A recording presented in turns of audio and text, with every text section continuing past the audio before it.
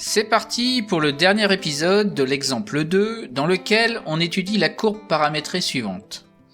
Nous avons d'abord réduit l'intervalle d'étude à l'intervalle 0, 1,5, puis dressé le tableau de variation. Nous allons maintenant effectuer les étapes 4 et 6, sachant que l'étape 5 n'intervient pas ici, car x de t et y de t sont toujours comprises entre -1 et 1. Donc commençons par déterminer les tangentes à la courbe en quelques points remarquables. Donc comme d'habitude, j'ai envie de dire, les points remarquables, c'est ceux qui sont apparus dans le tableau de variation. Donc ici, les points remarquables, ce sont les points m de t avec t égale 0, ou t égale 1/6, etc. Donc en fait, on a 5 points marquants, si on veut, dans cette courbe, et donc on va déterminer les tangentes en ces 5 points. Donc comme on l'a déjà vu à l'exemple 1, pour déterminer les tangentes, il faut s'appuyer sur le vecteur d de OM sur dt calculé en t, qui est x' de t fois i plus y' de t fois j. Et comme on a fait les détails de ce genre de calcul à l'exemple 1, je vais passer plus rapidement sur les calculs que l'on a ici dans notre exemple 2. Donc a priori en m de 0, on peut montrer que la tangente est dirigée par 2i plus 3j. Donc à vous d'aller vérifier ça si vous voulez vous entraîner un petit peu à faire ce genre de calcul. En m de 1/6, la tangente est dirigée par i. Alors ça se voit même directement dans le tableau de variation, puisque quand t vaut 1/6, on voit que y' de t est nul, alors que x' de t ne l'est pas. Et il est même positif. Donc dans le vecteur d de m sur dt, la composante y' de t là va donner 0, donc la composante en j ne va pas être là, enfin ça va faire 0 fois j, donc ça va faire vecteur nul, donc ça va dégager, et il va nous rester juste un nombre qui est positif fois i, donc la tangente est dirigée par i. En m de 1/4, même principe, le x' il est nul, mais pas le y'. Donc en gros la composante en i va disparaître, il va juste nous rester une composante en j, et la valeur de y' en 1/4, c'est un nombre négatif, donc c'est pour ça que ça va nous donner la tangente qui est dirigée par -j. En m de 1/3, il faut vraiment aller faire les calculs, puisque là, ni x' ni y' ne sont nuls, donc il faut aller calculer, on trouve -i moins 3j. Et pour ce qui est de m de 1/2, la tangente est dirigée par -i, parce que là encore, la dérivée en y est nulle, donc il reste plus qu'à aller chercher ce qu'il y a ici, et donc il n'y a pas de souci.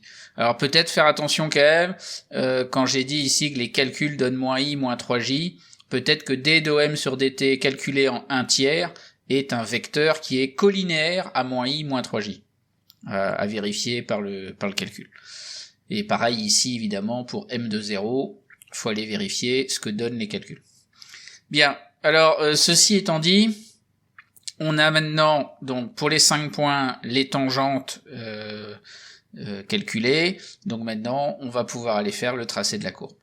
Donc a priori, quand on fait le tracé de la courbe, faut réfléchir sur le graphique à de combien à combien faut aller en abscisse, de combien à combien faut aller en ordonnée. Donc ici on voit que le x il va au minimum à 0, il va au maximum à 1, et le y, lui, il est au minimum à -1, il va jusqu'à 1.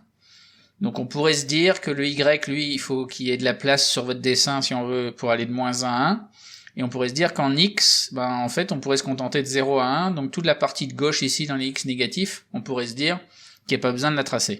Alors en fait, là, il faut déjà anticiper ce qui va se faire après, c'est-à-dire voir ce qu'on avait vu dans les épisodes précédents, et on a remarqué qu'il y avait certaines symétries pour la courbe. Donc là, en fait, pour t dans 0, 1/2, effectivement, on pourrait oublier ce qui se passe pour les x négatifs, mais en fait, compte tenu des symétries qui viendront après, la courbe va venir dans cette zone-là. Grosso modo, ici, ce qu'il faut retenir, c'est que x de t, y de t, comme c'est sinus de quelque chose pour les deux, elles sont comprises entre -1 et 1.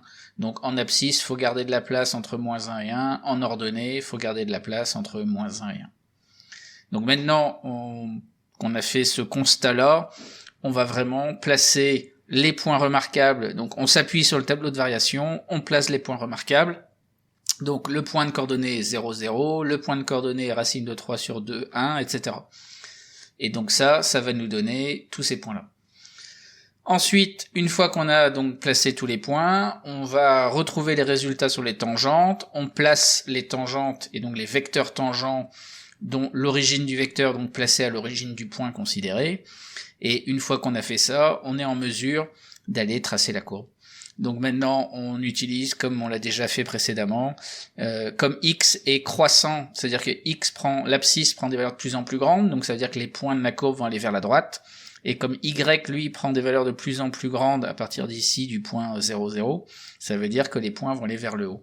Donc on part de m de 0 ici, on va aller vers le point m de 1/6 en allant vers la droite et vers le haut. On respecte la tangente ici, pour le départ, la tangente à l'arrivée, et ça nous donne quelque chose comme ça. Après 1/6, le x continue à être croissant, donc c'est-à-dire qu'il prend des valeurs de plus en plus grandes, donc les points continuent à aller vers la droite, et par contre le y, lui, diminue, donc c'est-à-dire que les points vont vers le bas. Donc en fait, à partir de m de 1/6, les points vont aller vers m de 1/4 en allant vers la droite, vers le bas. Donc là, on va prolonger ça ici, ça va aller venir chercher en m de 1/3, et ainsi de suite, toujours en respectant les tangentes, en respectant les variations du tableau, et ça nous donne cet élément-là. Donc ça nous donne la courbe pour tous les points, en fait, m de t, pour t entre 0 et 1/2. Mais nous, ce qu'on veut, c'est la courbe complète. Donc il faut se rappeler ce que l'on a raconté à l'épisode 1. Et à l'épisode 1, on avait vu qu'il fallait qu'on pouvait réduire l'étude à t dans 0, 1/2. Mais pour récupérer toute la courbe, il fallait d'abord faire une symétrie par rapport à l'axe y, puis une symétrie par rapport au point O. Donc on va faire ça maintenant sur notre tracé. Donc on commence par la première symétrie qu'on avait donnée, c'est-à-dire la symétrie par rapport à l'axe des y. Donc tout ce morceau-là, quand on fait la symétrie par rapport à l'axe y, ça nous donne le morceau vert qui vient d'être tracé. Et ensuite, quand on a dit qu'il fallait faire la symétrie par rapport à l'origine, c'est tout l'élément qu'on vient de trouver, c'est-à-dire à la fois la partie ici orange et la partie verte, qu'elle il va falloir faire la symétrie par rapport à l'origine. Et donc quand on fait ça, ça nous donne cet élément-là. Ça veut dire par exemple que cet élément-là, en orange, là, quand on fait la symétrie par rapport à l'origine, ça donne cet élément-ci en rouge. Cette partie-là en orange a donné cette partie-là en rouge. Et en fait, quand on a fait la symétrie de toute la partie verte ici, ça nous a donné l'élément qui est ici en rouge. Donc globalement, ça nous fait cette courbe-là. Si on enlève les points et les tangentes, si on veut, les traits de construction, ça nous donne cette courbe-ci. Et ça, en fait, c'est une courbe assez classique qui rentre dans le cadre de ce qu'on appelle les courbes de Lissajous. Et donc là, avec x de t qui vaut sinus donc de 2pi fois t, y de t qui vaut sinus de 3pi fois t, ça nous donne cette courbe paramétrée-là. Alors pour terminer, je vais donner quelques autres exemples de courbes de Lissajous, sans rentrer dans le détail, en donnant simplement le résultat.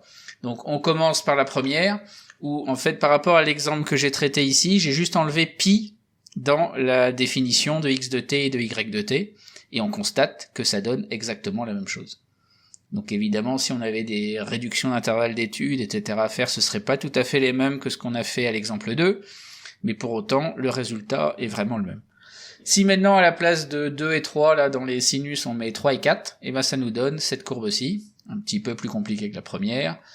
À la place de 3 et 4, on met 2 et 5, ça nous donne celle-ci. Plus violent encore, sinus de t, sinus 100 fois t, ben ça nous donne quelque chose comme ça. Et donc en gros, les courbes de Lissajous font évidemment intervenir soit des sinus ou des cosinus avec un certain nombre de fois t, mais ça fait des choses assez variées. Donc dans d'autres situations, avec sinus t, sinus de t, on a cette courbe-ci, ou celle-ci, avec sinus t, cos 5t. Et enfin, quand on prend sinus 3t, cos 4t, ça nous fait cette courbe-ci, qui doit rappeler l'exemple 1. Et cela met un point final à l'exemple 2. Et je vous dis à bientôt pour d'autres vidéos.